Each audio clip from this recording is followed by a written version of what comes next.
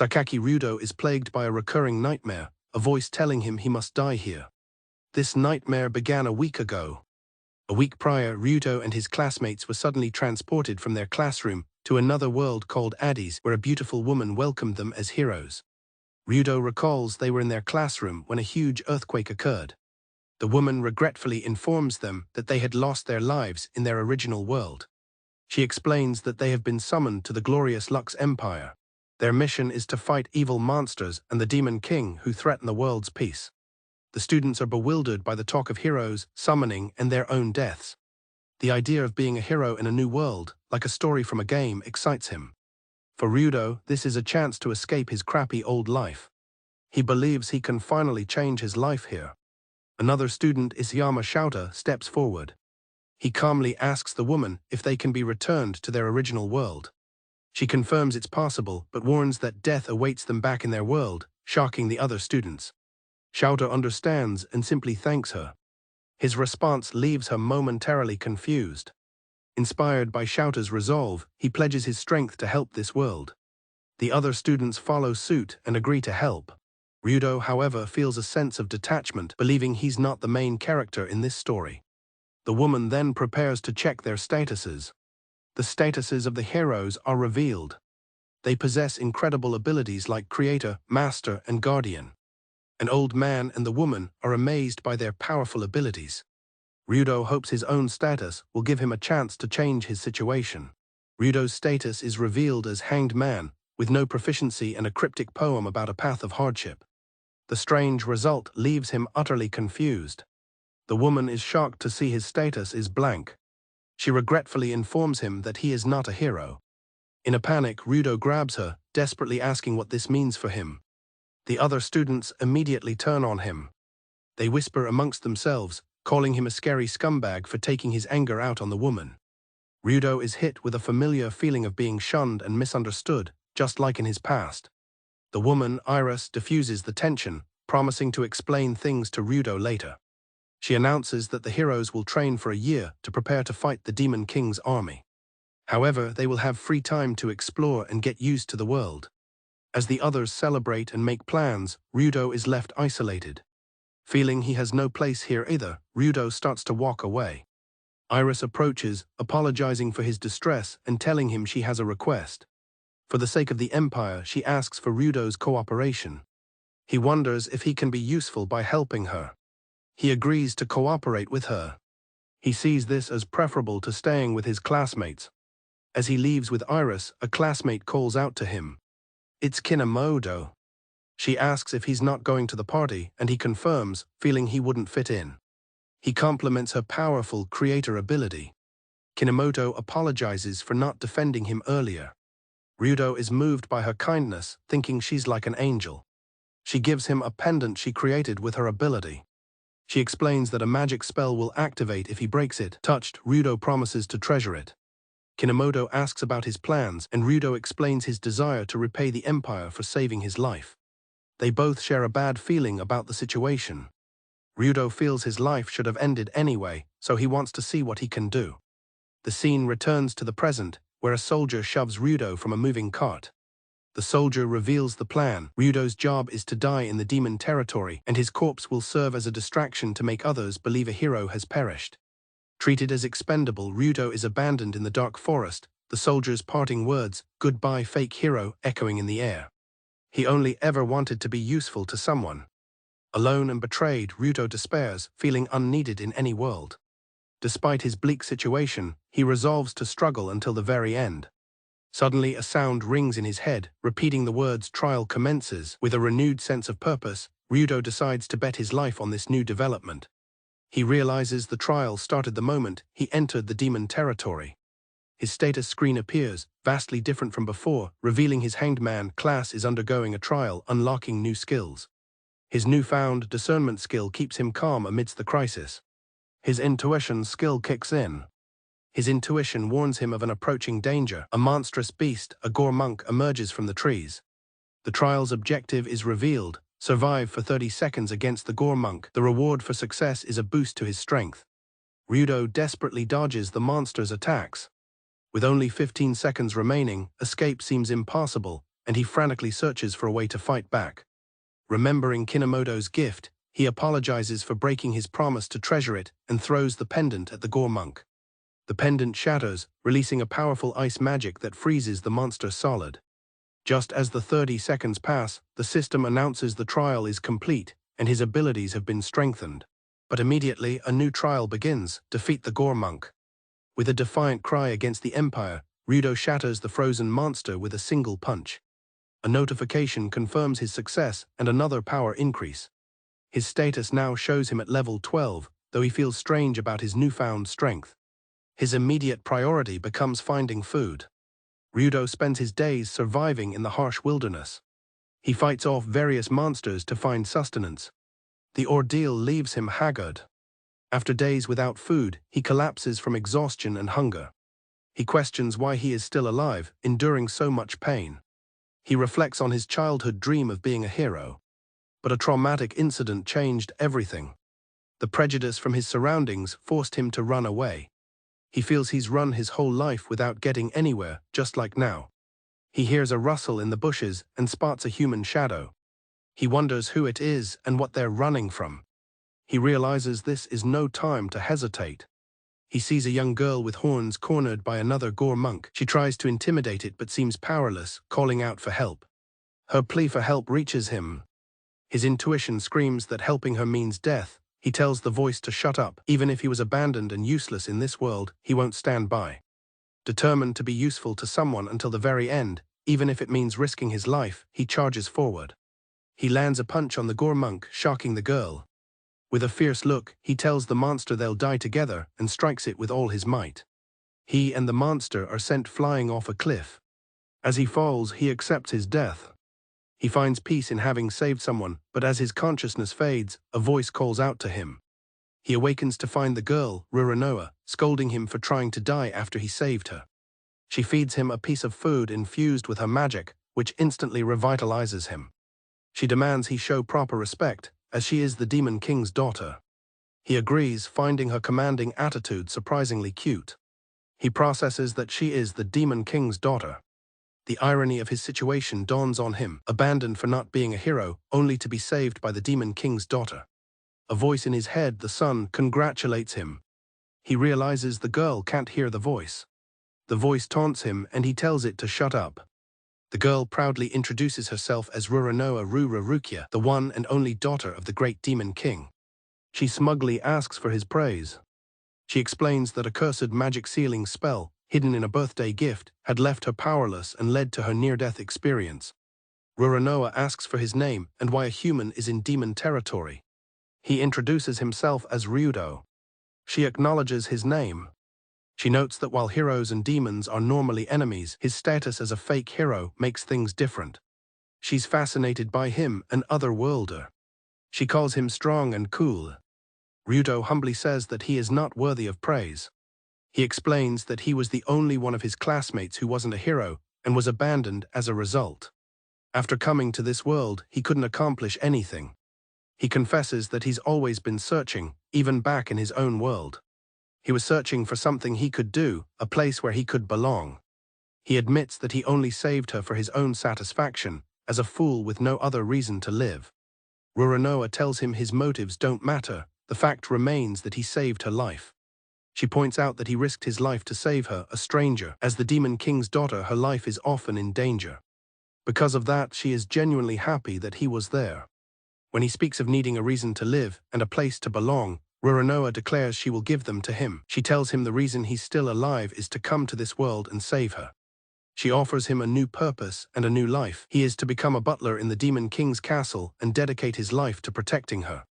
Rudo is stunned by her bold, confident declaration. But a profound sense of happiness washes over him.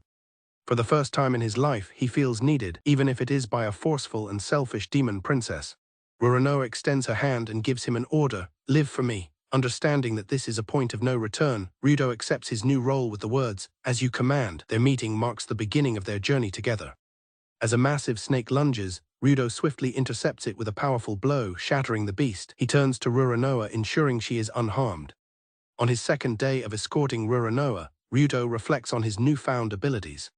He has come to understand that he faces trials whenever he encounters a new or stronger monster. Depending on the difference in power, he must either survive or subjugate the foe. Clearing these trials strengthens him, which likely explains how he has survived for days without needing food or water. Despite this understanding, many mysteries about his power remain. Checking his status, Rudo sees he is now level 82, his power boosted by Rurunoa's magic.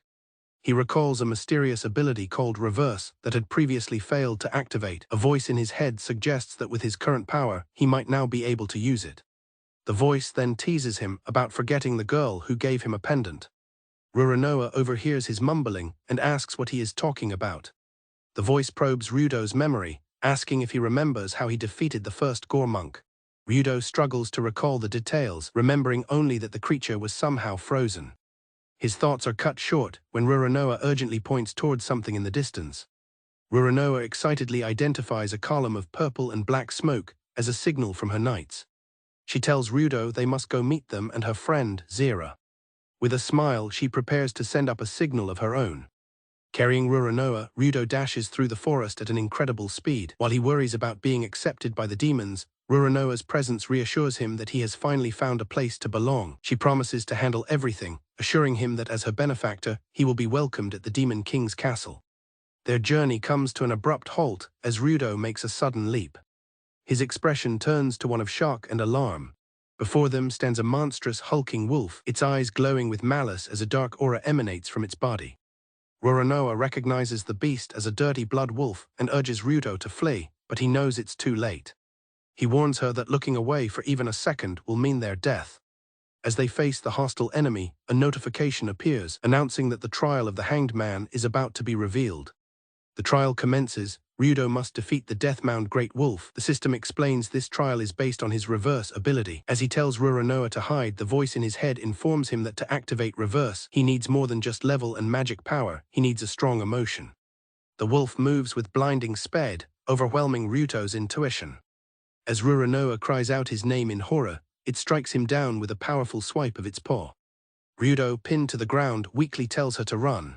Rurunoa stands bravely between Rudo and the beast, demanding it to stop. Seeing her in danger, Rudo shouts for the wolf not to touch her. At this moment, the voice explains that reverse is caused by humanity's original sin and asks for his decision. Rudo's mind is clear. He will do anything for the power to protect her.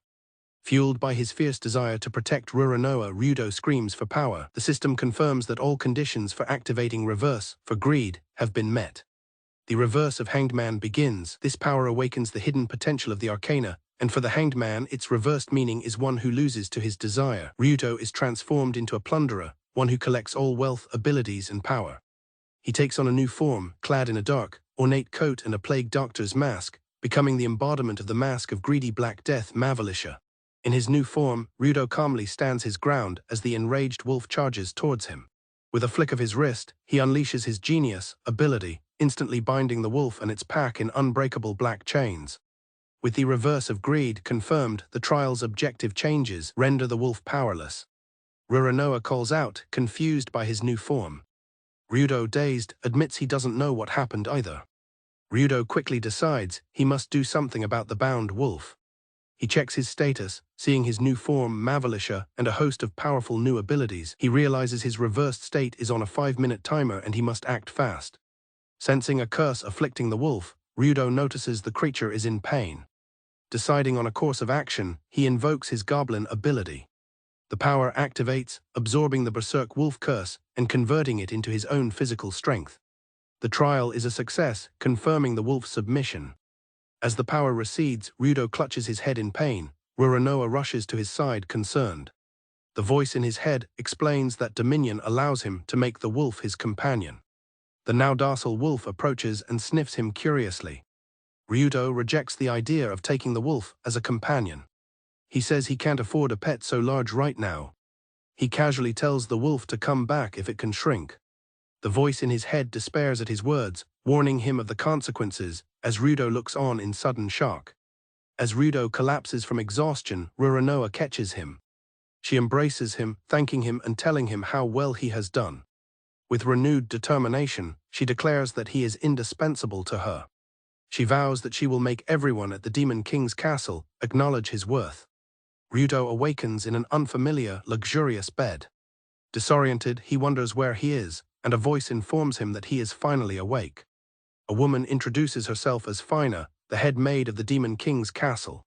She explains that 2 weeks have passed since Rudo was brought here, and that his wounds have been treated. Realizing he's truly in the demon's domain, Rudo thanks her. Fina hands him a fresh set of clothes, asking him to get changed. Now dressed, Rudo stands before a grand door as Fina informs him that the Demon King is waiting. He gulps, recalling that the Demon King is not only Rurunoa's father, but also the supposed enemy of his world, and worries about what's to come. The Demon King introduces himself as Alto de Rurukia, or Alto for short, and greets him casually. Alto formally thanks Rudo for saving his daughter. He expresses shame that he couldn't do it himself due to his position, and promises a proper reward later. He asks if it's true the Lux Empire deemed him powerless, and Rudo confirms others can't see it. Alto attempts to check Rudo's status but finds nothing. Rudo reveals his ability is an arcana called the Hanged Man. Shocked, Alto asks who else has seen his status. Rudo recalls an old man with a staff, confirming Alto's hunch. Alto explains to Rudo that his status isn't unseeable, it was deliberately hidden. Alto explains it's a high-level concealment skill that only the hermit old man can perform. Rudo is stunned by the revelation. He asks Alto to tell him more about the arcana. Alto elaborates that arcana are mysterious and powerful abilities held by only 21 people, one of whom is the old man. Alto explains that the hermit specializes in hiding things, speculating he didn't want the Empire to exploit Rudo's arcana. Alto notes that while this is disadvantageous for the Empire, the hermit himself is not human. He then confirms the story the Empire told Rudo, that he's a summoned hero and the demon race is the world's enemy. Alto reveals that this narrative is manipulation by the human race. The demon race actually has good relations with others. Rudo realizes that if demons controlled the monsters, they wouldn't have attacked Rurunoa. Alto explains the Empire isolates and trains summoned heroes for the sole purpose of killing demons. Alto explains the Lux Empire covets the Demon Kingdom's rich land and resources. Disgusted, Rudo calls their approach trashy. Alto tells Rudo that if he revealed his power, the Empire would surely accept him back. However, he will respect whatever Rudo decides. Rudo makes his decision clear, stating that the Empire can go eat shit. Alto bursts into laughter, pleased with Rudo's declaration. Rurunoa appears, relieved, admitting she had been begging her father to employ him. Rudo worries if everyone in the castle will agree to his employment. Alto cryptically mentions that Ruru has already taken care of it, albeit forcefully. He wishes Rudo luck, telling him he will understand soon. Rudo finds himself in a large, crowded arena. He sees Rurunoa speaking with Fina and another young woman. She asks if he's all right and expresses how worried she's been. Rurunoa spots Rudo and rushes over to him. A woman with horns playfully remarks on how close they are and asks if she and her companion can join. Rurunoa introduces Nell, a magician, and her cousin, and Zira, the knight captain. Zira glares at Rudo with hostility. She bluntly addresses him. Zira questions Rudo's desire to become a servant in the castle. She gets in his face, angrily refusing to accept a human as Rurunoa's butler. Rurunoa tries to intervene, telling Zira to stop. Rudo understands that gaining acceptance won't be simple. Rurunoa puts a stop to the argument, declaring that this is why she arranged this gathering. She looks at Rudo, telling him it is time to prove if he is fit to be her butler. He must prove it to everyone here. Zira tells Rudo he will have a match with an elite knight from her squad. She will acknowledge him if he manages to win fair and square, and Rudo accepts the challenge. Rurunoa looks at him, implying her order. He confirms he understands, responding, "As you command." Rudo's opponent scoffs at him for challenging him barehanded. Rudo calmly states that he has never used a weapon before. The match begins and the knight charges forward. The knight's weapon slams into the ground right beside Rudo, who doesn't even flinch, as the onlookers express their disapproval. The knight taunts Rudo, suggesting he was too scared to move. Rudo coolly asks if there was any need to avoid it. Enraged by his opponent's composure, the knight lunges forward for another attack. With incredible speed, Rudo evades the attack and delivers a single powerful strike, shattering the knight's axe and armor. Rudo stands over his fallen opponent with a determined look. The knight collapses, defeated and unconscious on the arena floor. The crowd is stunned into a bewildered silence. Zira watches in disbelief, acknowledging that while Ruto's moves were amateurish, his physical ability is immense. Rudo, pleased with the outcome, reflects that the trials he endured in the forest have paid off as he formally declares his victory. With the matter settled, Rurunoa cheerfully announces that they will hold a welcome party for Rudo. She excitedly tells him to come with her. He kneels before her, formally pledging his sincere service to her from this day forward. Rudo feels that this is the first real step he has taken since arriving in this world, a sign that he is truly alive, and Rurunoa accepts his pledge, telling him to do his best to match her expectations. Meanwhile, the scene shifts to the Lux Empire. Princess Iris tearfully informs the other heroes that she has received news of Rudo's death. She blames herself for not protecting him. The others try to console her, saying it's not her fault and that Rudo brought this on himself. The other heroes speculate that Rudo recklessly thought he had some hidden power. Only Kinomoto knows it's a lie. She believes the others abandoned him, and one even expresses gladness that he is dead. She is filled with regret for not stopping him from leaving. Another hero callously states that the son of a murderer is better off dead, leaving Kinomoto heartbroken. Unseen, a hooded figure observes the scene. The figure then walks away. An owl-like creature appears, noting that the Deathmound Great Wolf was released and the devil's curse failed. It accuses the hermit of interfering. The creature notes how long it's been since they last spoke before getting to the point. It asks the hermit to stop messing with the hanged man. The creature doesn't understand the hermit's obsession with a single human, but the hermit dismisses its concern.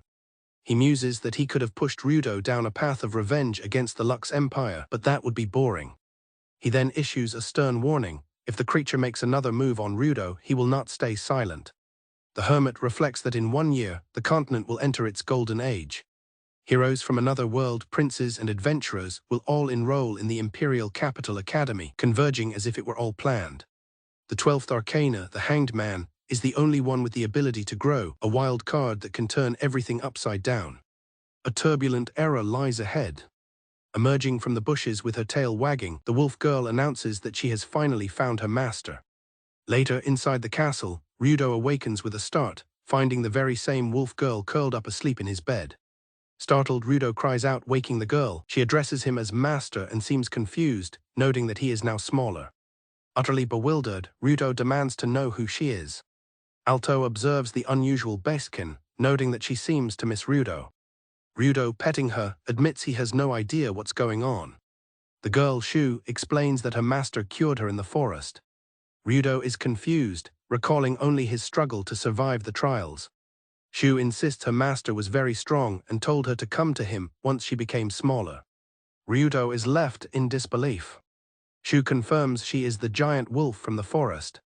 He remembers defeating a dirty blood wolf to protect Ruru, but never expected it to take human form. Fina corrects him, revealing the creature's true name is the Deathmound Great Wolf. Fina finds the revelation impossible. Fina concedes that while it seems impossible, Rudo's unique arcana skill makes it plausible. She begins to tell the story of the werewolves, a race with magnificent power who could change their form. Fearing them, humans borrowed the elves' power to massacre the entire race. The tale continues: a single werewolf survived.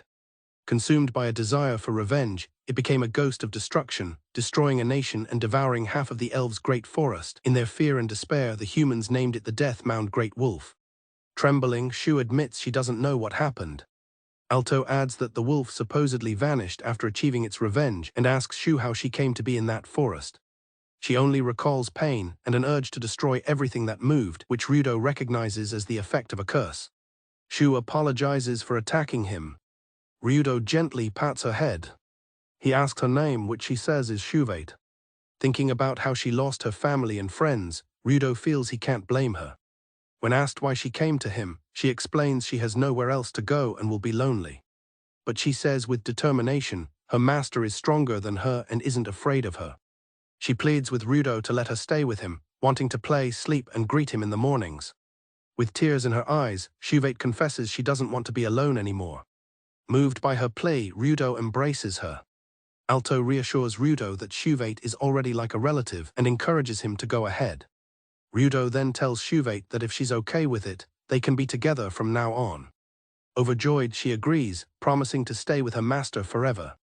Later, Shuvate appears in a clean dress, with her hair tended to and a bell on her tail. Finer explains she prepared the clothes and that the bell is in case she gets lost. Rudo notes she looks much cleaner but questions the muzzle she's wearing. Shuvate explains it was her request, hoping it would make her seem less scary. She then asks her master to exercise dominion. Exercising dominion returns a target companion's stored status. Rudo is taken aback by the term dominion, but Shuvate is excited to be connected with him. He asks why she calls him master. She explains that when he tied her down, she knew she couldn't win, and a strange feeling in her stomach prompted her to call him that. Rudo nervously laughs, feeling something is very wrong but hoping it's just his imagination. Finer announces that it is time for the 3 demonic princesses' tea party, and Rudo is to serve them. She advises him to showcase his training. At the table, Rurunoa, the princess of annihilation, declares that they have a grave situation on their hands. Rudo serves the 3 demonic princesses, Rurunoa, Zira, the princess of Black Night, and Nell, the princess of Golden Curse. Nell teases Ruru about her serious expression. These 3 are the closest to the Demon King, chosen for their ability rather than lineage. Seeing them up close, Rudo thinks they seem like normal girls. Zira expresses her disgust at having a human present. Trying to keep his cool despite her insufferable attitude, Rudo prepares to serve them. He presents a plate of financiers. Nell is pleasantly surprised by the taste. Rurunoa exclaims how yummy they are. Even Zira seems to enjoy them. The princesses praise the exquisite snacks. Rudo then reveals that he made them himself, having heard they were fond of sweets. Rurunoa and Nell are impressed and eagerly ask for more. Zira is flustered by the revelation. She tells him not to think he has won, but Rudo celebrates a small victory. Nell asks Ruru about the serious matter she mentioned. Ruru explains that the castle is running out of sunshine grass, the raw material for sugar. The village that supplies it has suffered a crop failure, supposedly because the sun no longer rises there. Nell finds the situation terrible, lamenting the potential loss of sweets. Ruru declares that she has a plan. Rurunoa announces her plan with authority. Ryuto and Zira are to investigate the situation together. Both Ryuto and Zira are stunned into silence by the command. Nell, however, finds it to be an excellent and perfect arrangement. Rurunoa dismisses their shock and tells them to get along. Zira protests, pointing out that Rudo is a human. But Rurunoa is firm, repeating her command that they will investigate together. Left with no choice, Rudo and a reluctant Zira accept the order. Their joint investigation will be their next trial. Zira and Rudo travel together in a carriage, their destination a village plagued by eternal night. Inside, the atmosphere is tense as Rudo tries to read. He occasionally peeks over at Zira. She sits silently, looking away from him. The silence in the carriage is palpable and awkward for both of them. Rudo contemplates breaking the ice, but hesitates, sensing Zira's animosity despite being ordered to get along. Suddenly, Zira gasps, having spotted something extraordinary outside the window. A colossal tower is stretching up into the sky. Zira is in awe of the structure, unable to see its peak. Rudo identifies it as Babel, the Sage Tower, explaining that this ancient structure has the power to unify all languages. This revelation makes Rudo understand how he can communicate and read in this new world. He's still puzzled as to why the tower's power extends to his native language, Japanese. Rudo thanks Zira and attempts to be friendly, asking her to speak more casually. Zira, however, rebuffs his attempt, calling his attitude sickening and reaffirming her distrust of him. Rudo is taken aback by her harsh words. Recovering, Rudo questions her hostility but agrees to her terms. Zira approves of his more direct manner of speaking. He outlines their plan. They're heading to a human village, and given her dislike for humans, he will handle the information gathering. This leads him to ponder her race. She lacks the common demonic traits he studied, making him suspect she belongs to a rare lineage. When Rudo directly asks about her race, Zira's demeanor instantly shifts, and she coldly tells him it's none of his business. Startled by her intense reaction, Rudo initially feels frustrated. He then considers that it might be a subject she prefers not to discuss. Back at the castle, Rurunoa and Nell discuss the pair, with Rurunoa hoping they are managing to get along. Nell points out that Zira's past experiences with humans make it difficult. Despite this, Rurunoa remains optimistic, believing they will eventually find common ground, remarking that Rudo reminds her of how Zira used to be. Nell playfully worries that Zira might steal Rudo away, but Rurunoa dismisses the concern with a confident smile, sort of Rudo's affections for her. When Nell realizes Rurunoa's idea of doing something is to place a curse, Rurunoa simply chuckles, embracing her devilish nature.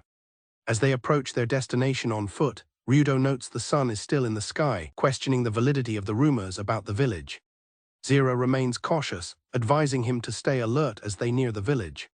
In an instant, the world around them plunges into darkness. The sun vanishes, replaced by a full moon in the night sky, confirming the village's strange affliction. A trial commences as they are enveloped by the sudden night, leaving Rudo stunned. Rudo checks on Zira, who seems to have experienced this before. She suggests they've entered a powerful barrier, a phenomenon unlike any either of them know. Their discussion is cut short by the roar of a monstrous ogre. A system notification confirms the encounter is part of the Hanged Man trial, and Zira immediately draws her weapon, ready to fight. Before Rudo can even react, Zira moves with blinding speed, effortlessly decapitating the monster. He can only stare, stunned by her incredible strength.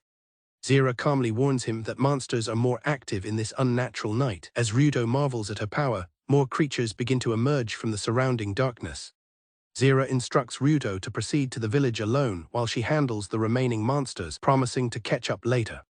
After he leaves, Zira turns back to the path, only to find the monster's corpse has vanished. Rudo reaches Evernight village and confirms the rumors are true. The villagers are thankful for his help. They are troubled by the perpetual night, with one woman complaining her laundry won't dry. They direct him to an old lady at the inn who might have more information. Zira suddenly reappears, startling Rudo. After a brief and tense exchange, he informs her of his lead. He tells her an old woman at the inn may have answers. He points out the building and they proceed. At the inn, an elderly woman claims that on the night the sun vanished, she saw a dragon on the nearby mountain, howling at the moon. As the sole witness, her story has been dismissed by everyone, including the Adventurers Guild. Rudo finds her tale credible, even though dragons are considered mythical, and thanks her for the lead. As they leave, Rudo asks Zira about the story. He finds her uncharacteristically distracted, and sensing her fatigue, suggests they rest for the day. He's surprised by her easy agreement. He bids her good night as they retire to their separate rooms. Alone in his room, Rudo sighs. He reflects on their difficult partnership, frustrated that just when he thought they were making progress, things became tense again. He flops onto his bed, despairing over his social awkwardness, a problem that followed him from his old world. As he tries to sleep, Rudo is plagued by painful memories of his past life. He recalls his isolation, clenching his fists to force the unwelcome thoughts from his mind before drifting off. A nightmare jolts him awake, the word murderer echoing in his mind. Shaken, he sits up with a sigh. After a moment, he decides to check on Zira, wondering how long he slept.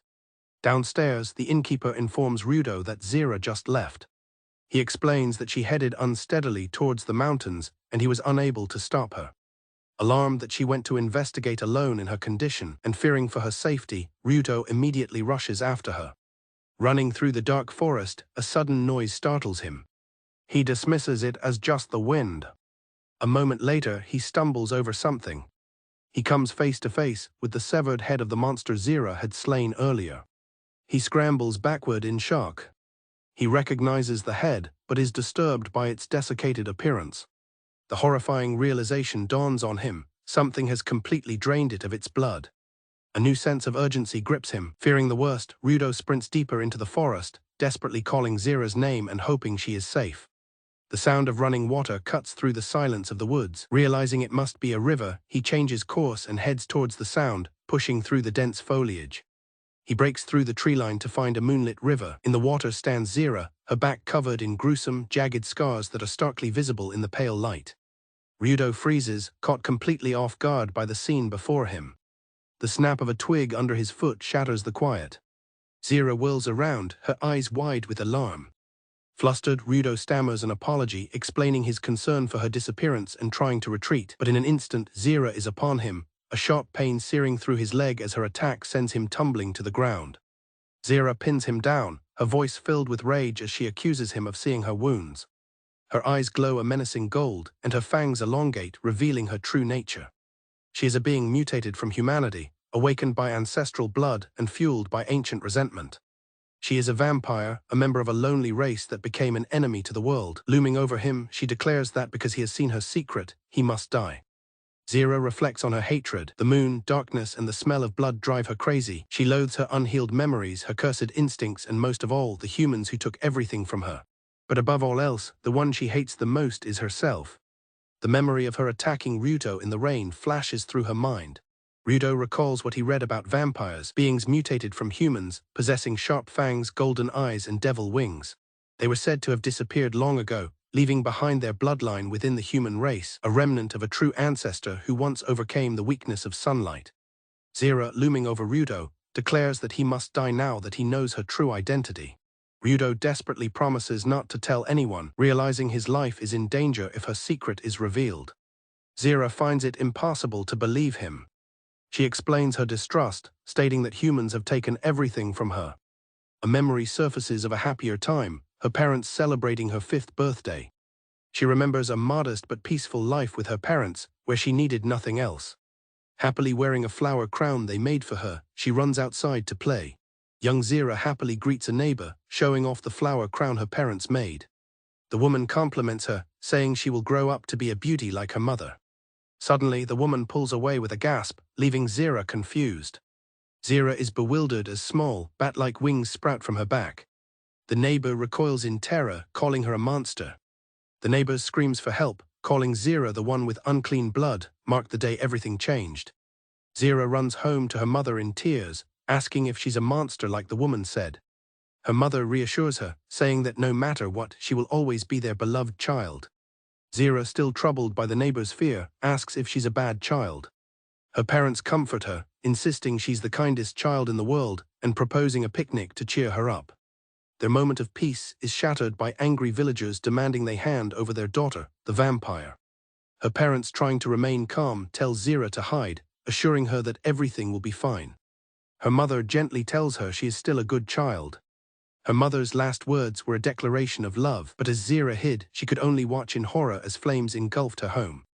Emerging from the burning wreckage, Zira calls for her parents, only to find their lifeless bodies. As she stands in shock, the villagers spot her. The villagers close in, calling her a hideous monster and planning to chop off her wings. Terrified and surrounded, Zira can only cry out as they grab her. Her flower crown falling into the mud. The memory ends, a sword clanking to the ground in the present. Zira questions what her parents did to deserve their fate and whether it's wrong for her to simply live, all because she awakened the blood of the true ancestor. Rudo listens, his eyes wide with shock and empathy. Rudo's own past haunts him. He remembers the whispers and accusations from his classmates who saw him as the son of murderers and questioned his right to live. He recalls how people always judged him based on his parents. Zira's question about why humans care so much about bloodlines resonates deeply with him. Both of them share the same desperate wish to be seen for who they are, not for their lineage. Rudo realizes that in this, they are very much alike. He feels he must say something. Rudo stands up, resolved. He unbuttons his shirt and drapes it over Zira's shoulders. He grabs her shoulders and tells her to get a hold of herself, calling her an idiot. Zira, taken aback, demands to know what he means. Rudo yells that she's an idiot for constantly talking about humans and wanting to be seen for who she is, calling it a joke. Rudo declares that ever since the beginning, he has always seen her as just Zira. His words leave her speechless. He passionately argues that being a vampire doesn't make her any different, questioning what she even knows. Zira retorts that she can't survive without killing, and that vampires are feared for draining half the continent. Rudo counters that humans are crazier, killing their own people for personal gain. Zira is shocked as Rudo reveals that his parents killed their relatives for money. He explains that he was always seen as the son of murderers, even though he knew nothing about it. He was bullied and feared, despite having done nothing wrong himself. Rudo cries out that he had nothing to do with his parents' crimes, he is just himself. Hearing this, Zira tells him that it doesn't matter if he's a vampire or something else, he is still himself. The words echo her own mother's reassurance from long ago. Tears well up in Zira's eyes as she remembers her happy family. Rudo recalls Rurunoa telling him that when she saw his smoke signal, Zira had referred to him as a friend, with a genuinely happy smile. Rudo tells Zira about the people in the demon castle who care for her, Alto and Fina, who lent him the book about vampires, and Nell, who looks at her with concern. He insists that everyone treasures her and would be saddened if she died. Troubled, Zira asks if he is truly not afraid of her. Rudo admits he isn't afraid. He knew she didn't mean to kill him because she was trembling. To him, she was just a cute, normal girl gleefully eating the snacks he made. Flustered, Zira calls him an idiot and buries her face in his chest. Zira's hatred for humans and her cursed instincts remains, but what she hated most was her own desire to live. Now embraced by Rudo, that feeling begins to change. Rudo examines his new status, noting that his magic power has been established. He decides to test his power by heating some milk, wondering if he should ask the mysterious voice about the symbols on his status screen. As he finishes, he considers bringing it to Zira but hesitates, wondering if she's already asleep or if it's appropriate to visit her room so suddenly.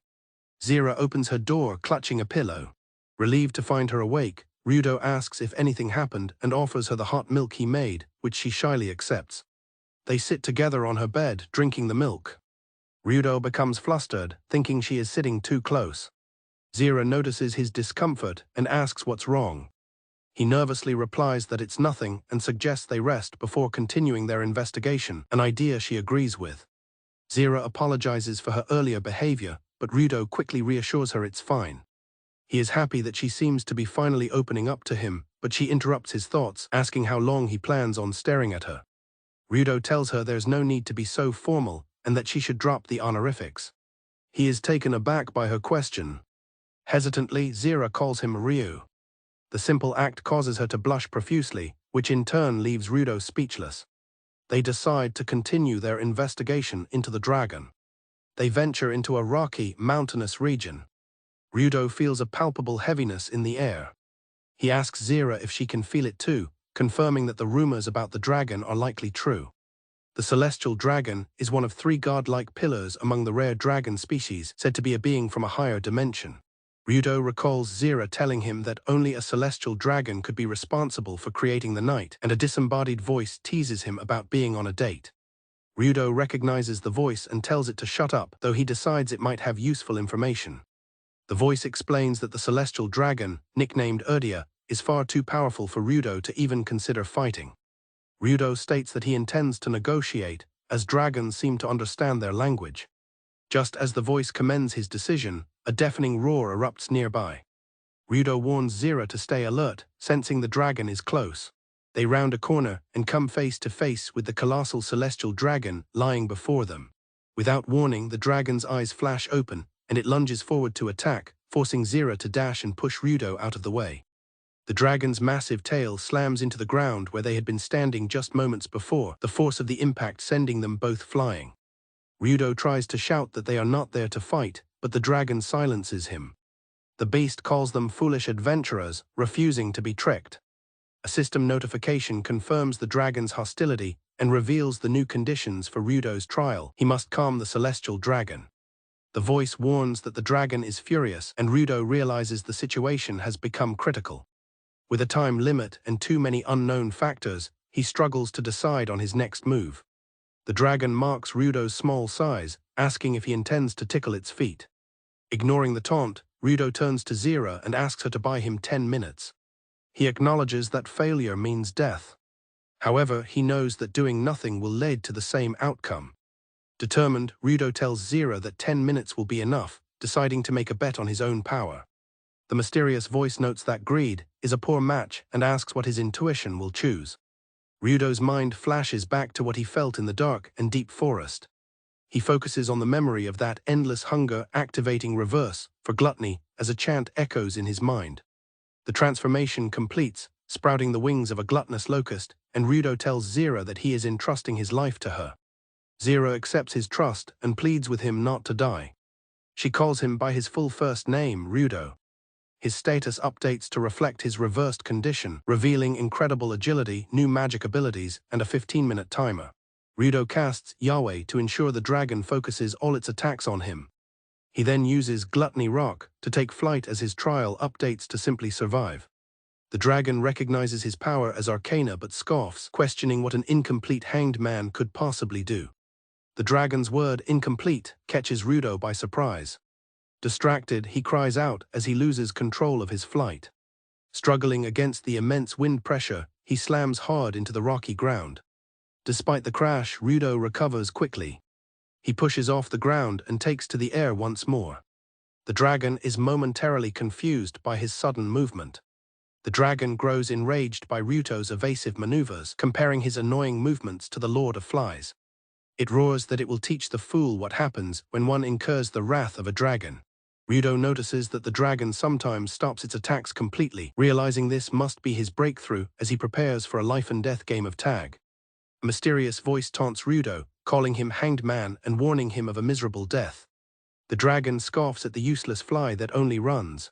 Rudo clarifies he wasn't trying to challenge it. He asks the voice how much time he has left and is told there are about 5 minutes remaining. Meanwhile, Zira stands alone on a distant cliff, a powerful energy beginning to gather around her. The dragon senses Zira's enormous crimson magic, recognizing the heritage of the Vampire Night King. Realizing it can no longer afford to hold back, it prepares a full-power attack. Seeing this, Rudo bursts forward, determined to protect Zira. However, he's too slow. A blast of energy sends Rudo hurtling through the air, crashing hard against the rocks. The dragon descends towards its target. The dragon, Erdia, looms over the fallen Rudo, declaring his provocations futile and vowing to eliminate them both. Rudo, however, begins to think, wondering why the dragon had gone easy on him before. He realizes that the celestial dragon always held back its attacks whenever he had his back to the mountain. Despite being able to destroy the entire mountain, it chose not to. Rudo concludes that the dragon must be protecting something. He spots another attack coming his way. With no time to evade, Rudo braces himself and summons his shadow beast, Cerberus, to take the hit. The dragon's attack collides with the defense, resulting in a blinding explosion that rocks the mountainside. The dragon notes that he devoured some of its magic power. It declares that he is finished and prepares to end his life. Unable to move and with death imminent, Rudo feels no fear. He has placed his faith entirely in Zira. As he lies there, he recalls telling Zira he would leave the rest to her. Zira apologized for the wait and swore upon his blood to see the fight through. Zira's vampiric powers awaken. She declares the night is hers and furiously confronts the dragon for attacking her friend. The beast is shocked, realizing she is a direct descendant of a powerful bloodline. Zira proclaims that this is not the power of a vampire she detests, but her own, unlocked because Rudo accepted her for who she is. She reveals herself as a day walker, a descendant of the true ancestor who conquered the sun. The dragon recognizes her lineage as the strongest blood in the world. The dragon calls her an ancient relic. Zira explains that she has always ignored this power, sealing the magic she gained from blood into her sword. But now, to protect those important to her, she is ready to unleash its full potential. She reveals the name of her magic sword, Vampire Lord. Zira unleashes her technique, Magic Drain Nosfiru, pulling the energy from the dragon. As the beast groans in pain and collapses, a notification confirms Rudo has survived the trial and his strength will increase. Rudo asks if they killed it. Zira clarifies that she only drained its magic power, leaving it unable to move for a while. He attempts to speak with the dragon. It angrily tells him to shut up, refusing to exchange words. The dragon calls them greedy adventurers, insisting it has not lost. Zira remarks that it's strange the dragon didn't use its night barrier, which would have conserved its energy. Rudo agrees that something is wrong. He decides to approach the beast to talk. The dragon warns him to stay away. As Rudo gets closer, a small horned rabbit begins poking his leg. The small creature lets out a defiant cry. The dragon yells at the small creature to run away. But the rabbit, QQ, stands its ground defiantly, trying to protect its massive friend. It warns Rudo and Zira to back off, insisting it won't let them get away. Rudo and Zira finally understand the situation. He knew something was wrong, and now he sees the reason. The celestial dragon was protecting this tiny creature all along. He gently reaches out and pats QQ on the head. Rudo suggests they talk things out, now that the misunderstanding is clear. Overcome with relief and regret, the massive dragon begins to cry, apologizing profusely for its actions. The dragon, Erdia, admits it let anger get the better of it. Rudo apologizes in turn for not understanding the circumstances. Erdia explains that QQ is a phantom beast Al-Muraj, whose meat can break growth limits, making it a target. The Al-Muraj was injured, and since it heals with moonlight, Erdia created the barrier and attacked them, mistaking them for hostile adventurers. Rudo now understands why the area was shrouded in evernight. Erdia explains that high-ranking adventurers placed a marking on QQ, allowing them to track it. The dragon then tells Rudo to just call it Erdia. Zira asks if the nickname is well known, but Erdia says only QQ and the other two dragon pillars use it. At this, Rudo asks if one of the pillars is particularly annoying. Erdia confirms that would be the sovereign dragon. Rudo has a shocking realization. The mysterious voice that's been guiding him belongs to a dragon. Rudo expresses his annoyance with the sovereign dragon. Erdia explains that if the sovereign dragon is being annoying, it's a sign of interest. Erdia then asks what Rudo wanted to discuss earlier. Rudo invites the celestial dragon to the Demon King's castle. They then depart, riding on Erdia's back. Riding atop the celestial dragon Erdia, Rudo thanks her for the comfortable flight and asks her to tell him more about the arcanas. Erdia explains that the 21 arcanas possess great power. She begins to tell him about the two patterns of their appearance, godsend and succession. Arcanas of succession are passed down to a successor within 20 years of the previous holder's death, provided certain conditions are met, such as reaching a specific level with a certain skill. Godsend arcanas, on the other hand, are granted randomly, which means Rudo's hanged man is a godsend. He then asks what Erdia meant by his arcana being incomplete. Erdia gravely recalls meeting the previous hanged man, whose power was completely unreasonable. This revelation means Rudo can still grow stronger. He resolves to become powerful enough to protect Rurunoa and everyone in the Demon King's castle. As he steals his determination, Zira suddenly embraces him from behind. Rudo notices Zira seems unwell. She apologizes, explaining that she overused her magic power, triggering her vampiric impulse. Unafraid, Rudo offers her his blood. Overjoyed, Zira promises to be gentle, but her excitement makes Rudo wary. As Zira bites down, a notification appears, confirming that the conditions for the succession of the Moon Arcana have been met. Rudo suddenly opens his eyes to find himself back in a room at the castle. He's startled by a masked figure beside his bed. He quickly recognizes the voice as Shuvate's, who welcomes him back. Fina appears, having heard the story from Zira, and congratulates him on the investigation. She explains that she made an outfit for Shuvate that matches his. Overjoyed, Shu hugs her master, happy that she can now join him on future missions. Rudo realizes that even a week's absence made her feel lonely. Rudo compliments Shuvate's cool new outfit. He laments that the mask hides her cute face. Just then Fina bursts in, reminding Rudo that Rurunoa is waiting for him. Upon entering the room, Rudo is met by a worried Rurunoa, who is immensely relieved to see he's finally awake. She tells him she was worried and even lectured Zira for her actions. Rudo reassures her that he's fine. Fina suggests that she and Shuvate head to the tea house first, leaving Rudo and Rurunoa alone. After they leave, a tense silence fills the room. Rurunoa suddenly seems startled by something. Rurunoa suddenly turns her back to him, pouting with her arms crossed. Rudo is left completely bewildered by her sudden change in mood, wondering what he should do. She confronts him, pointing out that they hadn't seen each other for a week and demanding to know if he was feeling lonely. When he hesitates, she presses the question again, and Rudo confirms that he was. Satisfied with his answer, Rurunoa declares that she will allow him to hug her. Finding her actions disrespectful but endearing, Rudo quietly agrees to her command. As they embrace, Rurunoa softly asks Rudo if he likes her. He holds her close and replies that he does, respectfully. After a moment, Rurunoa pulls away, declaring the reward is over and telling him to catch up soon. Left alone, Rudo sinks to the floor, sighing that the encounter was too much for his heart. In the Demon King's castle tea house, Rurunoa formally announces the start of her 32nd Imperial Conference. Nell fawns over how cool Rurunoa is. Zira is also impressed by the dignified announcement. QQ looks on in confusion. Erdia, now in a humanoid form, remarks that their lively energy is a good thing. Rudo recognizes her and compliments her cute appearance. His compliment causes her to blush.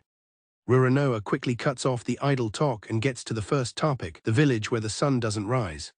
Rudo reports on the successful investigation. With Erdia releasing the barrier, the village has returned to normal. Rurunoa notes that Rudo and Zira seem to have grown closer, promising a detailed explanation later. She then declares the meeting's main topic, how to make the adventurers who marked QQ give up. Nell is called upon to give her report. She explains that the marking on QQ has a location transmission effect and that it's more practical to make the caster release it. Rurunoa asks for opinions on how to proceed. Zira bluntly suggests killing them all. Shu jokes they could just eat them. Nell proposes an incapacitation curse that only works on males. Nell is quickly cut off before she can finish her inappropriate suggestion. Dismissing their ideas as no good, Rurunoa proudly announces she has a plan. Her solution is simple, they just need to scare the adventurers and not just a little but thoroughly. She then points directly at Rudo. Rurunoa's grand plan is to make Rudo famous outside the demon country by marketing him as a demon. Rudo can only react with confusion. The scene shifts to a rustling in the forest. A giant snake bursts from the bushes, only to be swiftly dispatched. An A-rank adventurer party, Shining Sword, celebrates their victory. Lloyd reports that the mark on the Al-Miraj isn't moving much from the Demon King's castle. Kairu complains about the hassle. Ruri argues that the quest, requested by the Archbishop of Babel, is too important to fail. She sees it as an opportunity, suggesting their reward will increase if they can also kill the demons who took the rabbit.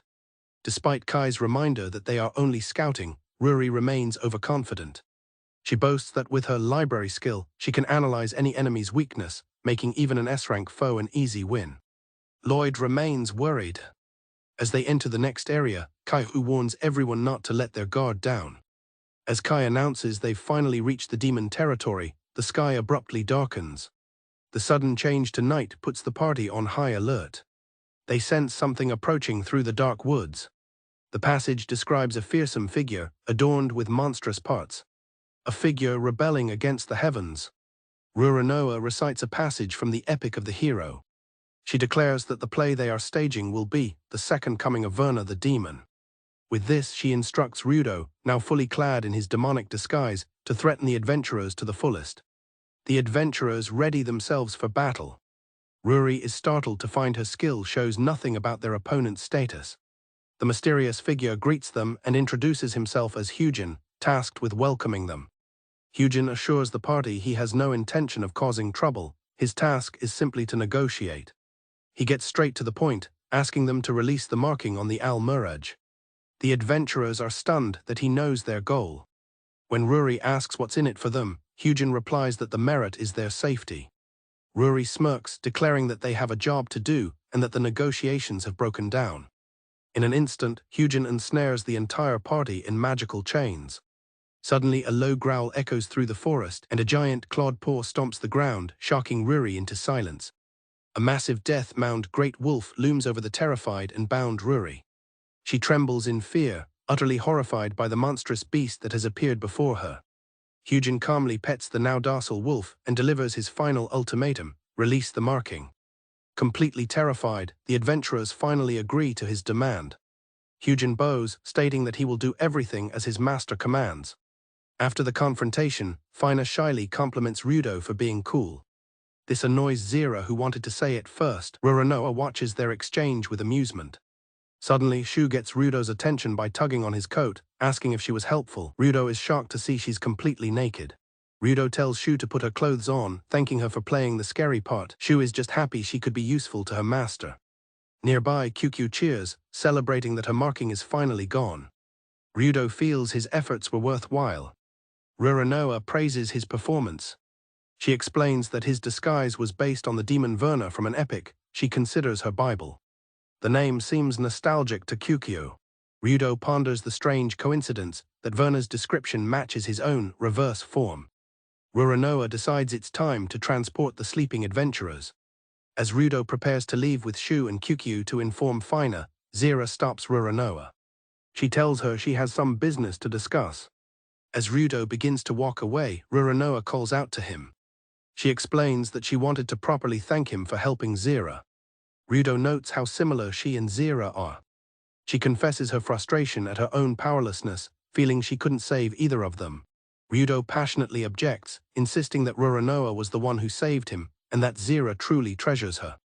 Zira adds that everyone in the Demon King's castle is like family, their trust built up over time. Rudo realizes that he was the one who felt like an outsider. Rurunoa's spirits are lifted. She playfully reasons that since she saved the incredible Rudo, she must be incredible as well. Rudo agrees with a laugh. Seeing her chance, she asks if he will listen to her secret concerning her arcana and the rift between her and Nell.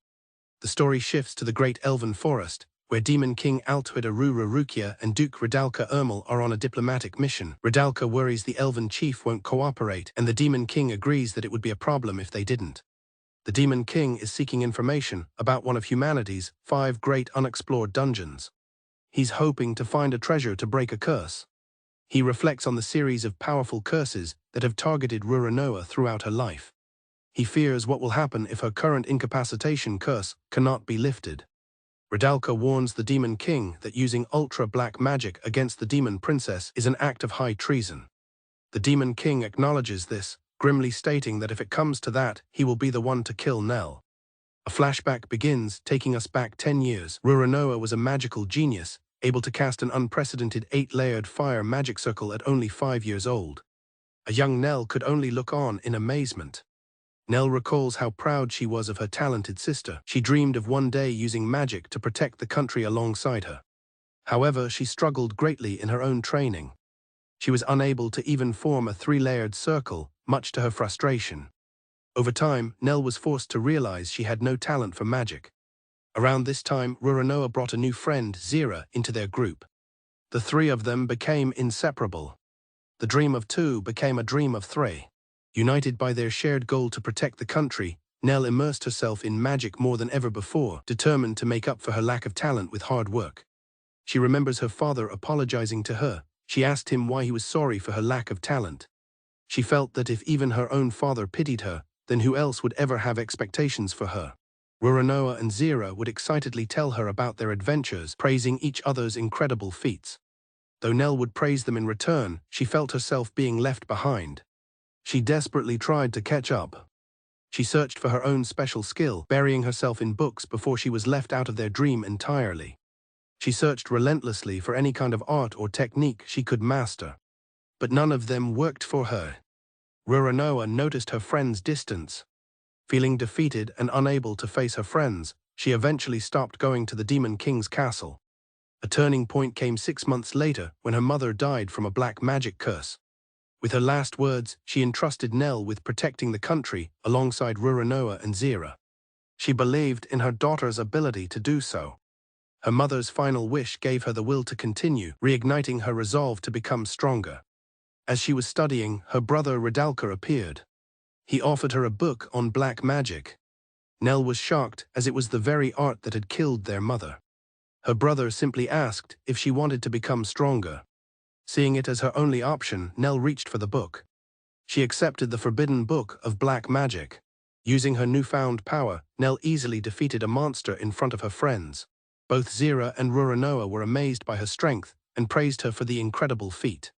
Ironically, Nell discovered she possessed an extraordinary talent for black magic. She learned that its power intensified with hostility and resentment. She studied how to apply its curses effectively, sleeping curses for mobs, berserk curses for intelligent foes, and sealing curses for magic users. Nell was overjoyed. She could finally fight alongside her friends and fulfill the promise she made to her mother. But a dark thought lingered. Was it right to use the same art that had killed her mother? She couldn't say when it began, but a distortion had taken root in her heart. It grew until it was irreversible. The memory is cut short by the appearance of a snarling wolf. While Zira urges them to run from the wolf, Rurunoa calmly stands her ground, saying there's no need. She begins to prepare a magic spell. Rurunoa unleashes a powerful and brilliant spell, defeating the wolf in a single blow. Nell can only watch, mesmerized by the beautiful magic. Nell reflected that while Rurunoa was perfecting her beautiful magic, she was learning filthy black magic, and the gap between them never closed. Zira's praise for Rurunoa snaps her back to the present. When asked for her opinion, Nell is startled. She forces a smile and agrees, wondering if she seemed natural. When another monster appears, Nell sees her chance to prove herself. Declaring that she can fight too, she tells them to leave it to her. For the first time, she uses ultra-black magic, the forbidden incapacitation curse, which disables all of a target's abilities. However, the spell went berserk. It struck Rurunoa instead of the monster. Nell was horrified. She realized in that moment that black magic is only effective against those for whom she holds resentment and hostility. As Zira rushes to the unconscious Rurunoa, a chilling notification appears in Nell's mind. The succession for the devil was in progress. The condition had been met by performing black magic that affects the life of a blood relative. She was the new target. That was the first time she received a special name. In her moment of deepest despair, she became the devil.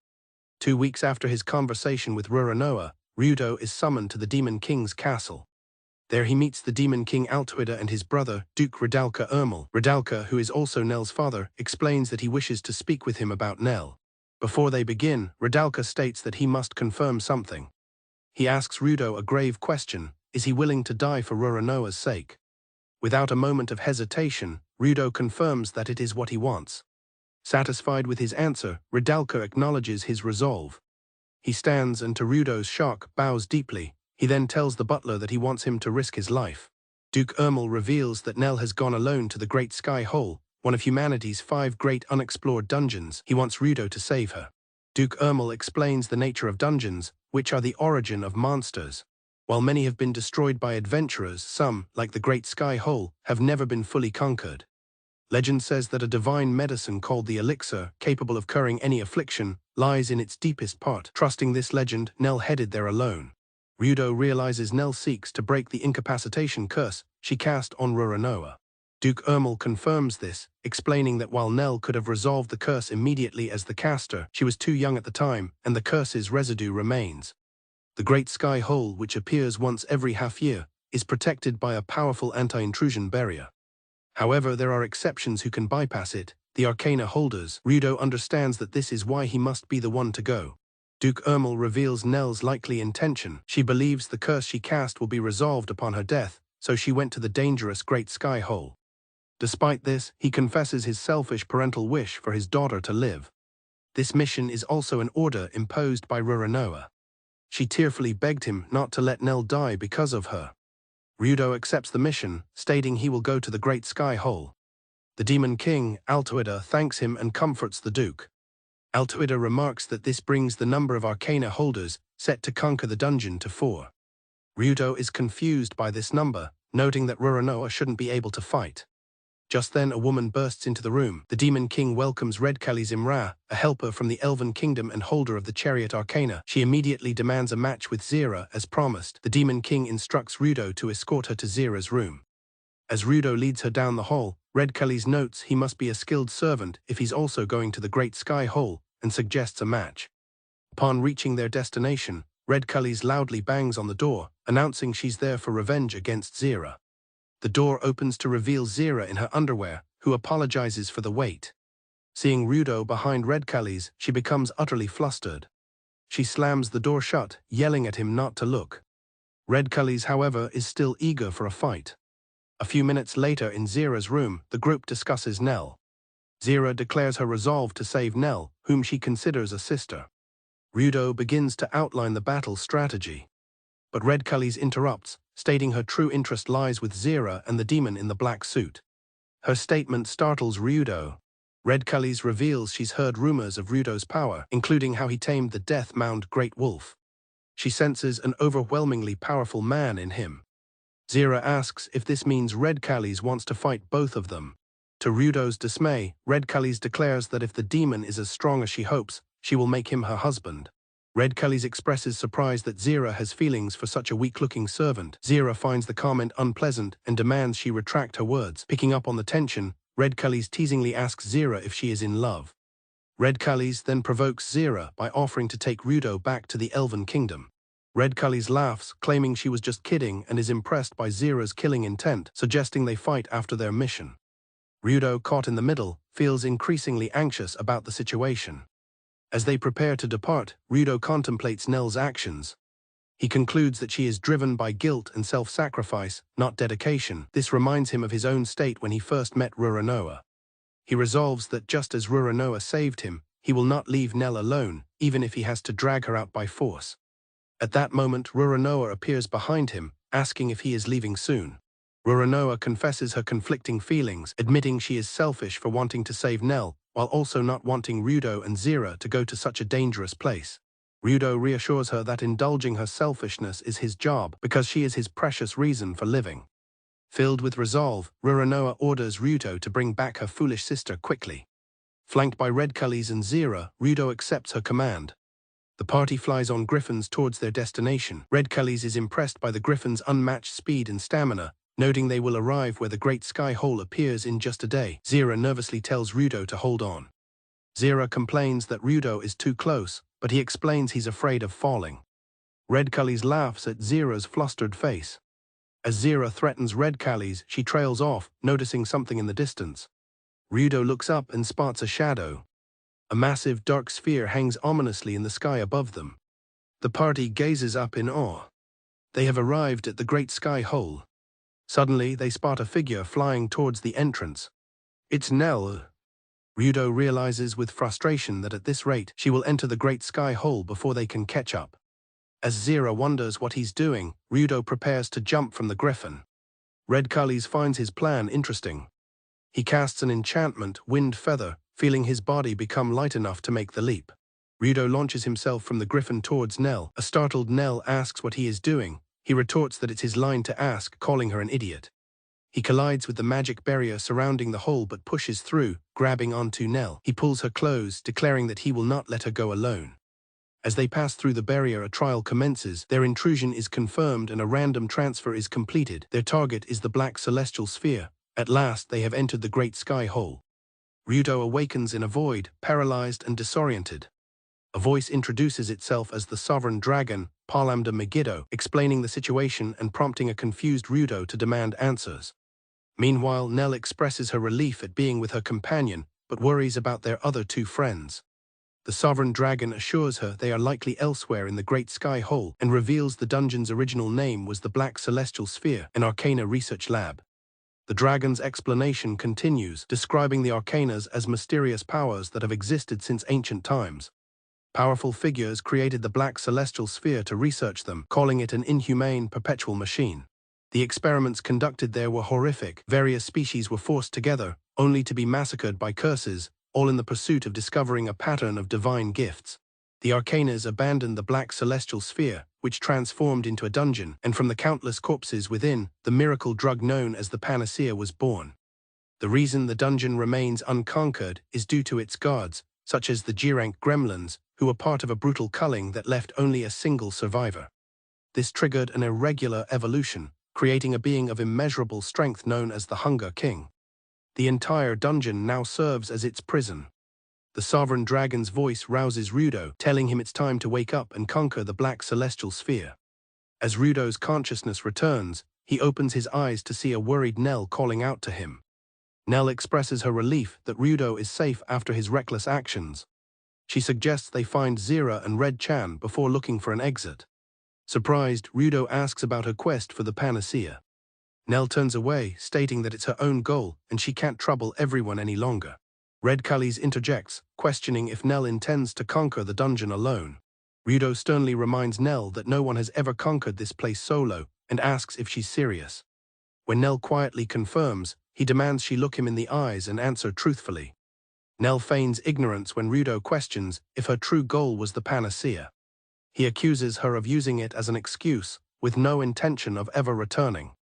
Realizing the truth, Red Cullies asks Nell directly if she came here to die. Nell quietly admits that he must have heard from Rurunoa how unforgivable she is. He passionately questions if she ever truly considered how Rurunoa would feel about her decision. He shouts that Rurunoa values her more than any abilities and would never be happy if she died, urging her to think seriously, which shatters Nell's composure. Nell tearfully recounts the past, wishing she had been killed for what she did. She explains that no one blamed her. Instead, Rurunoa, who lost her magic due to the curse, even apologized. Rudo understands that since everyone else forgave her, she turned the blame inward, seeing death as her only escape. Crying, Nell admits that he is right. She doesn't actually want to die, but feels it is the only way she can ever forgive herself. Overwhelmed, she begs him to just leave her alone. Rudo asks if she ever tried to tell Rurunoa how she felt, but Nell dismisses it, convinced she can't be forgiven. He recalls Zira explaining that Nell's only desire was to be useful to the people she cared for. He tells Nell that while it may not be his place, he understands her feelings. He shares his own experience, explaining that before he met Rurunoa, he also felt useless and tried to end his life.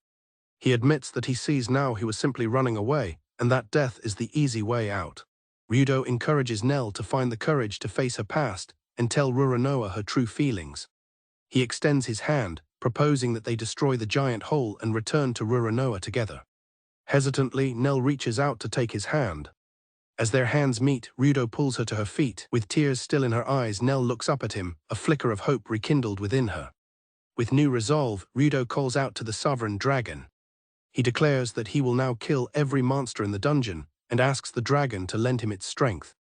The dragon acknowledges his bold declaration and reveals a special power it planted within him, the ability to rewrite the structure of his arcana one time. An ability called Fool's Dream Journey activates, erasing all limitations on his reverse state. Rudo is shocked by this incredible power as the dragon declares that he has now become the strongest being within the black celestial sphere. The dragon muses that being the strongest might be too easy, but reaffirms its promise. It tells Rudo it's time to reverse and asks him to choose. Nell, concerned, asks if they are really continuing. Rudo reassures her, stating that his answer has already been decided. Rudo makes a vow to Nell, promising to protect her and stop her if she ever tries to die. He declares firmly that he will not let her die. This, he declares, is their shared pride. A system message confirms the conditions for reverse pride have been met.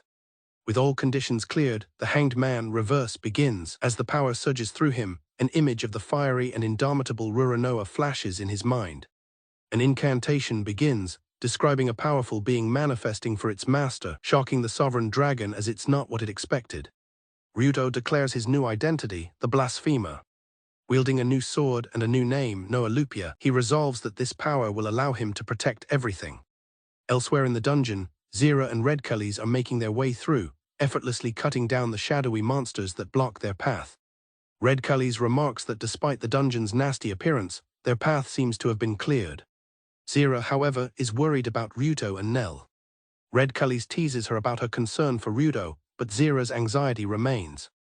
Zira hears fighting behind a door and wonders if it's their friends. Red Cullies listens for a moment before stating that it isn't them. On the other side, two people are trapped by thorny vines, fighting for their lives against shadowy creatures. One of the girls cries out that her protective vines can't hold any longer. Her companion Makino panics, seeing that they are hopelessly outnumbered. As the vines break, a monster closes in on the other girl, Hiragi. Just in time, Zira and Red Cullies burst through the door, dispatching the monsters and saving the pair. A relieved Hiragi thanks them, but Red Cullies demands to know who they are and what they're doing there. The pair explains that they were in the Lux Empire one moment and here the next. Makino expresses his relief at being saved by cuties and begins to flirt with Zira. Annoyed, Zira points her sword at him, warning him to answer their questions if he values his life. Hiragi Chihiro quickly apologizes for her friend, Makino Akira. She explains that they are from another world, which shocks Zira. Mistaking her reaction for recognition, Hiragi proudly declares that they are the Isekai warriors summoned by the Lux Empire. Zira and Red Cullies are stunned, realizing these must be Ruto's classmates. Rudo activates his reverse state, declaring his intent to conquer the Black Celestial Sphere. He holds Nell close, much to her embarrassment. Checking his status, Rudo sees the power of the arrogant princess's sword. He now wields abilities themed around the three demonic princesses, realizing that he is absurdly overpowered. A system voice confirms his subjugation of numerous subjects, revealing that the dungeon monsters are merely test victims. Rudo grimly acknowledges that he is killing them without mercy. He activates his abilities, including Media for multiple magic engagements. While holding Nell, he unleashes Luna Deus, determined to protect the living. The Otherworlders, Hiragi and Makino, explain their predicament and ask for help getting back. Zira identifies them as the heroes from another world, the very people who abandoned Rudo. Red Cullies is conflicted, seeing no reason to help them but questioning if Rudo would simply abandon them. A mysterious voice calling itself the Moon speaks directly into Zira's mind, offering help and giving her directions. Red Cullies asks Zira what's wrong, noticing her odd behavior as only Zira can hear the voice. Despite Red Cullies' confusion over her sudden change of heart, Zira decides they must bring the Otherworlders along. Zira explains to a skeptical Red Cullies that a voice is guiding them to Rudo, though she admits it could be a trap. Hiragi thanks them for agreeing to help. As they proceed, Makino jokes about being the main character, much to his companion's annoyance. Red Kalis observes that the dungeon's layout is complicated and will be a pain to navigate. Makino panics, realizing he has no idea which way they came from. The voice continues to give Zira precise directions through the labyrinth. Zira confirms to the others that she knows the way, as she has the route in her head. Red Kalis is intrigued by this powerful guide, wondering how it knows the layout of an unconquered dungeon and expressing a desire to fight it. After a few hours, they arrive before a large door, which Hiragi compares to a save point before a boss fight. While Makino is overconfident, Hiragi chides him for his foolishness. Red Kalis agrees with Zira that the atmosphere feels wrong. Makino impatiently demands to know why they took detours instead of a direct route. Suddenly, dark, shadowy tendrils erupt from the floor and ensnare him. Hiragi and Zira scream for Makino to run. Makino is captured and pulled down by the shadowy monsters. Zira leaps forward, slashing at the creatures in a desperate attempt to free him. Zira is shocked to find her slash attack had no effect on the monsters. Red Kalis throws a punch, only for it to pass through harmlessly as well. Red Kalis realizes with dread that their physical attacks are only causing the monsters to multiply. The group finds themselves surrounded, with no effective moves to counter the growing threat. Zira realizes it was a trap and begins to despair, fearing this is where she will die, just as a magic sealing curse activates.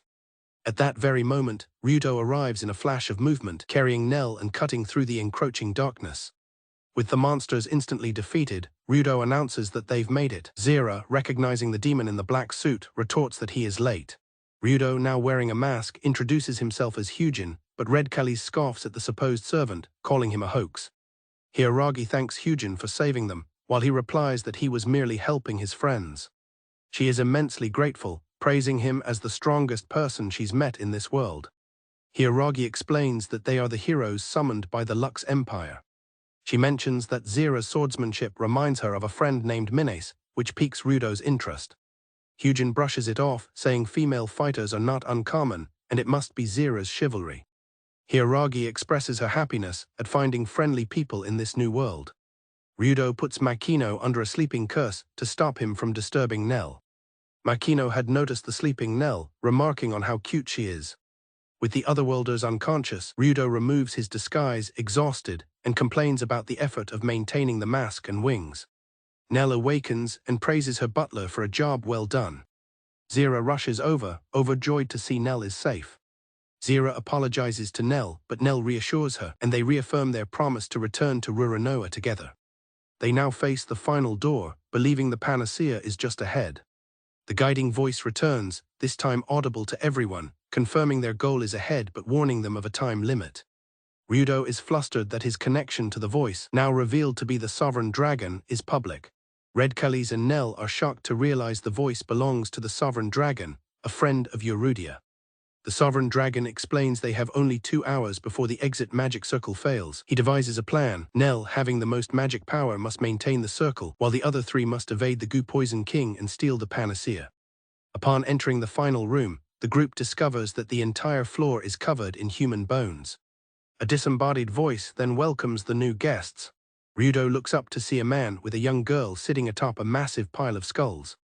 The man observes that they don't seem gentle, and the girl coolly replies that it doesn't matter, as they just have to kill them. Rudo draws his blade, agreeing with her assessment. Rudo declares that he is guarding the dungeon. The man sitting on the throne of bones introduces himself as the Goo Poison King, the living proof of those who were experimented on and toyed with. He then challenges them to a deathmatch. The girl with the king is identified as Adam, the highest spirit who formed the foundation of the sacred sword Adamas. Kremlin urgently tells Nell to locate the exit magic circle. The party understands that if the spirit is helping the king, defeating him will be an immense challenge. The others prepare to hold back the core guard to buy time. Kremlin unleashes his Theseus ability, creating a hexagonal shield to block the king's assault. Nell watches in shock as the powerful attack is stopped. The Goo Poison King smirks, impressed that Kremlin managed to block him. Kremlin stares in disbelief, wondering about the source of the king's power. Medea and Sira leap forward, launching a coordinated attack. Unfazed, the king calls upon the spirit Adam. With glowing eyes, Adam casts her spell.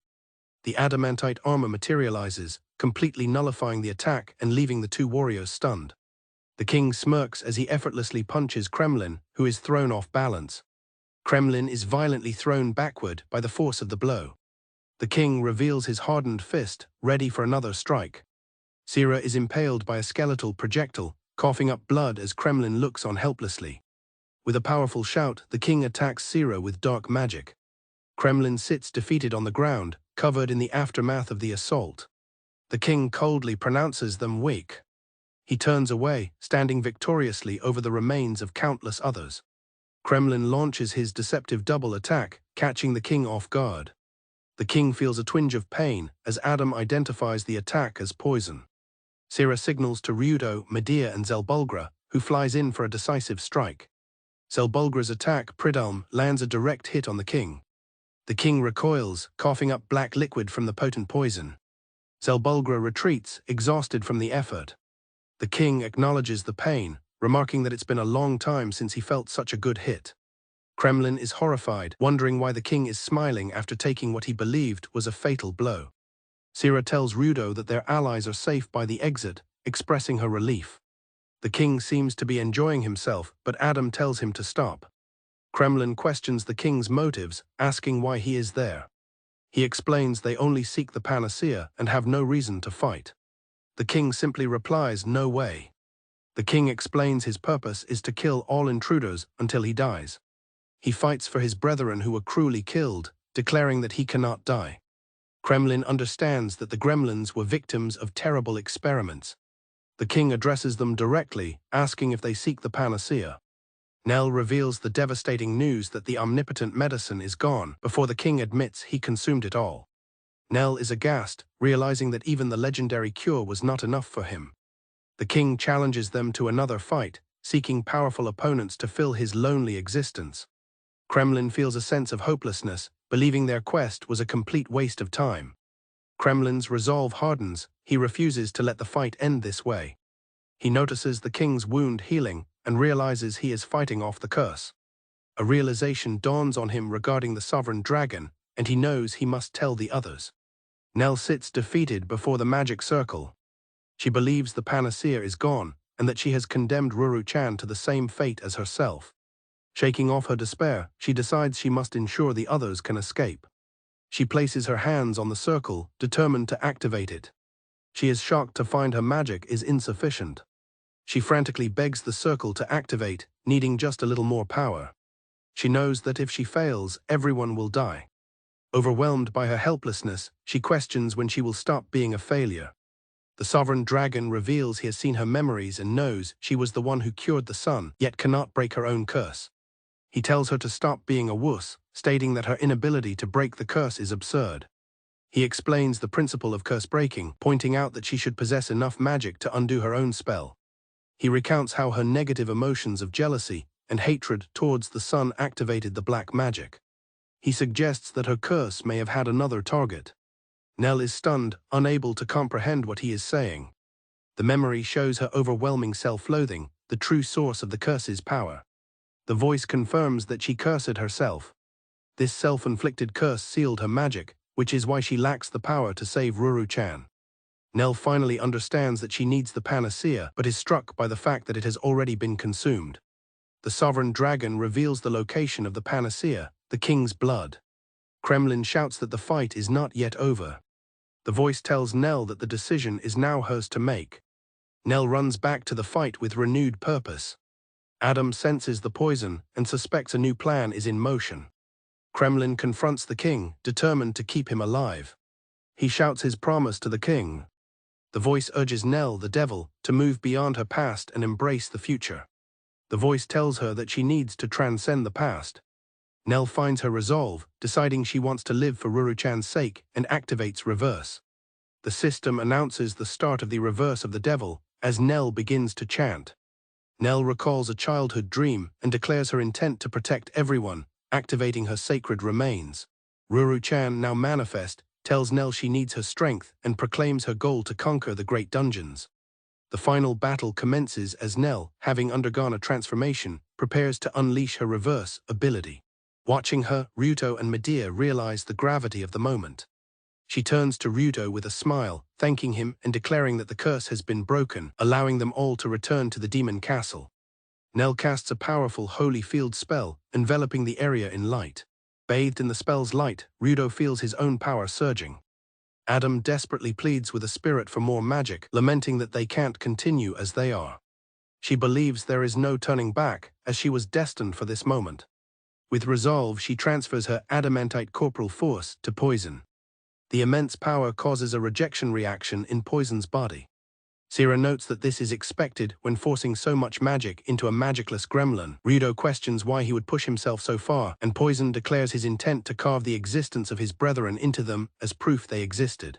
Rudo blocks an attack, realizing that his opponent is driven by the same grief and anger for his people that they feel, questioning how different they truly are. As Adam urges Poison to hold on, she steps forward, refusing to let them leave. She asks them to accept his conviction. Poison laughs wildly, remarking that this is the first time he's been able to converse with others through the clash of swords. In response, Sierra and Medea rush in, vowing to end his loneliness by killing him. Despite his body breaking apart, Poison continues to fight with incredible speed, his form a blur of motion across the shattered floor.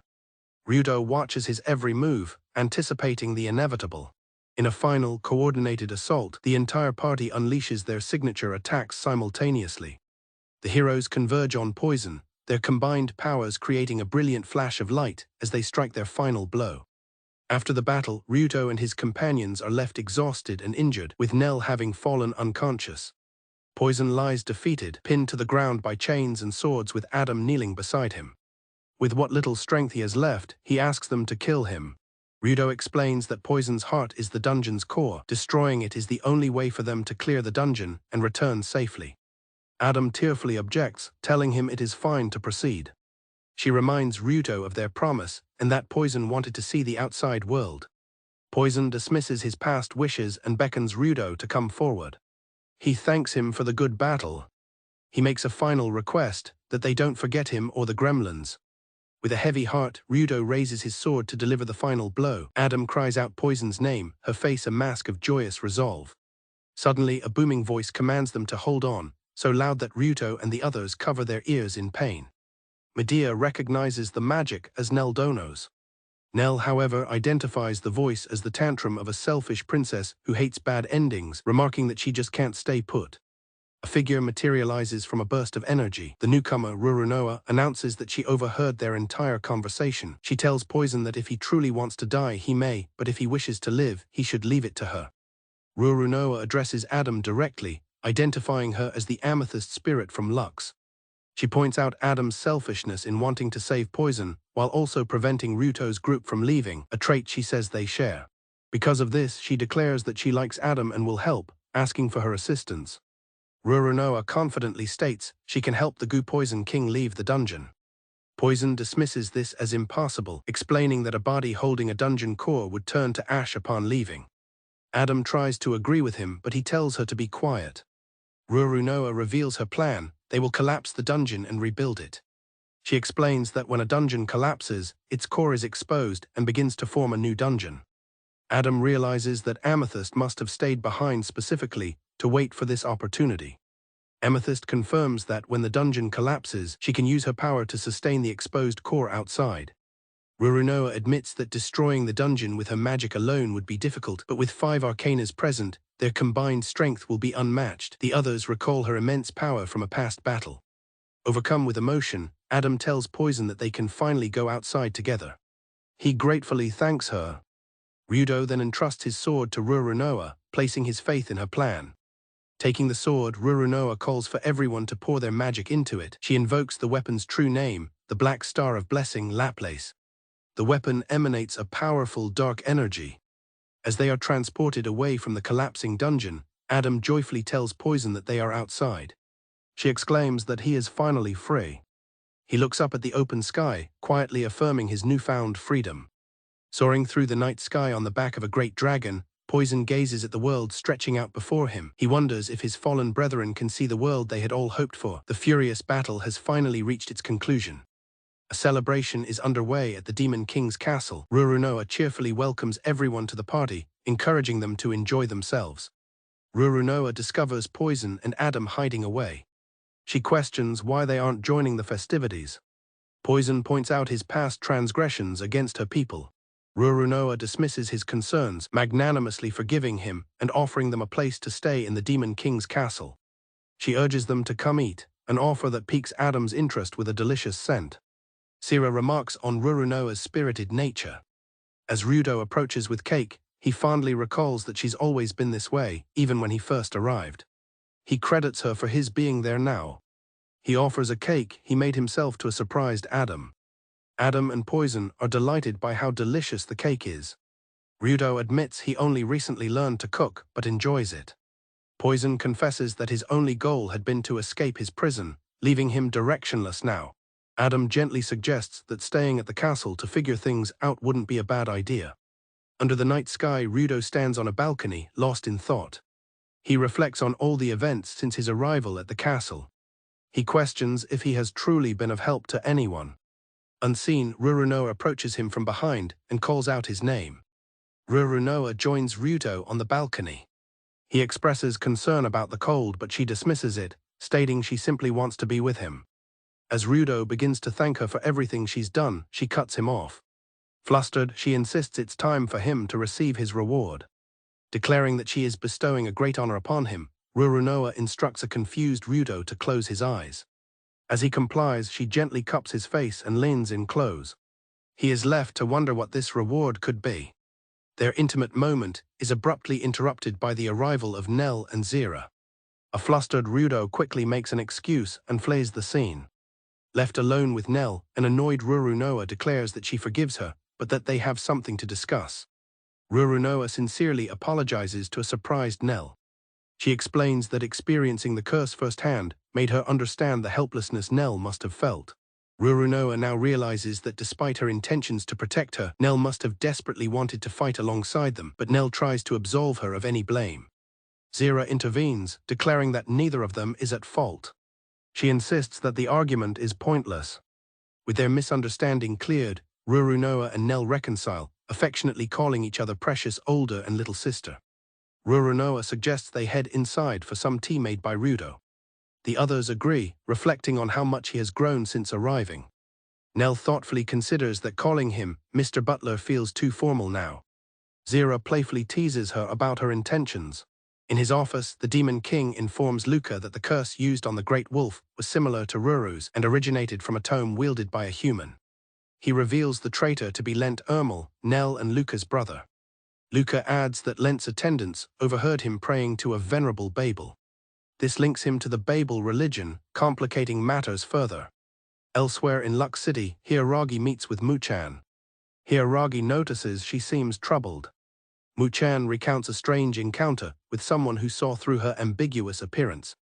Hiaragi then poses a shocking question, asking how Muchan would react if she learned that Sakakikai was still alive.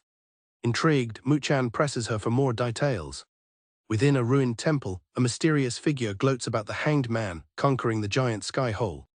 They announce the beginning of a ritual for the precious Babel, one that will plunge the world toward an unknown fate, with Rudo Sasaki at its center. The figure ponders whether he, as the world's hope or a pawn in a human scheme, will be the one to be crushed. A year later in the Demon King's castle, Rurunoa declares her boredom and demands Rudo teach her a new game. Zira suggests the popular King's Game, which Rurunoa promptly renames the Demon King's Game. Nell also expresses her eagerness to play, much to the dismay of a busy Rudo. Rurunoa firmly orders Rudo to participate. In the world of Addies, within the impenetrable Demon King's castle, the tale unfolds of three formidable demon princesses and their exceptionally strong butler.